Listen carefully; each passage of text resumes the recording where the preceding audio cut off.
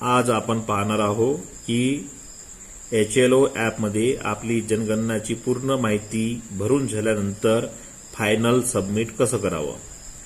तर final submit करण्यापूर्वी जेव्हा आपण स्टार्टिंगला आपला HLO ॲप ओपन करतो तर तेव्हा आपल्याला या प्रकारचं एक इंटरफेअर्स दिसते।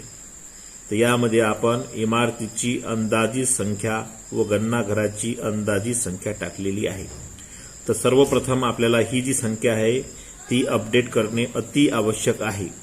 आपण ऑनलाईन माहिती भरल्यानंतर आपल्याला इमारतीची अंदाजित संख्या जी होती ती आता आपल्याला ॲक्युरेट संख्या माहीत झालेली आहे।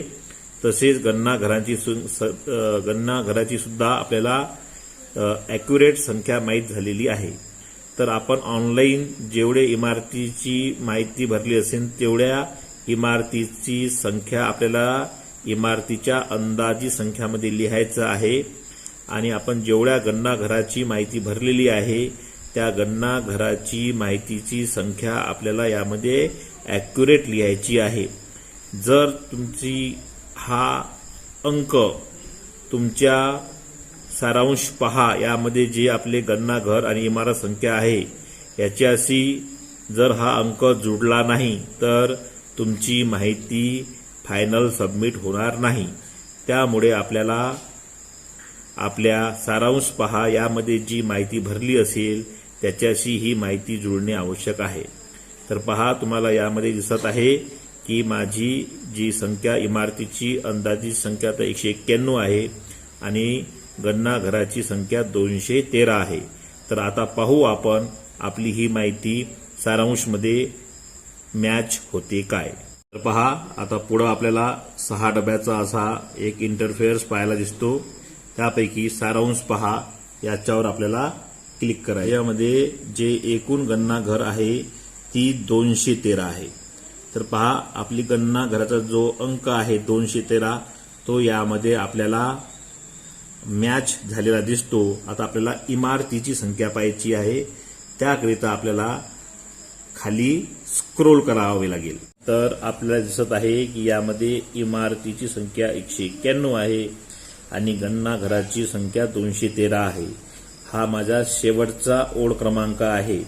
तर यामधील हा शेवटचा जो अंक आहे तो आपल्या अंदाजित इमारत संख्या आणि अंदाजित गणना घर संख्या येथे हाच अंक आपल्याला टाकायचा आहे।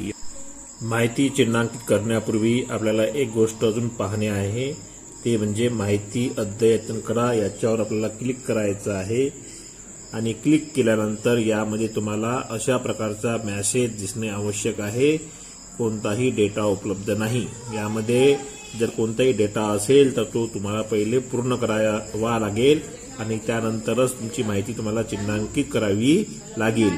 त्यामुळे यामध्ये आपली जो डेटा आहे तो उपलब्ध नसला पाहिजे। तर आता आपल्याला माहिती चिन्हांकित करता येते।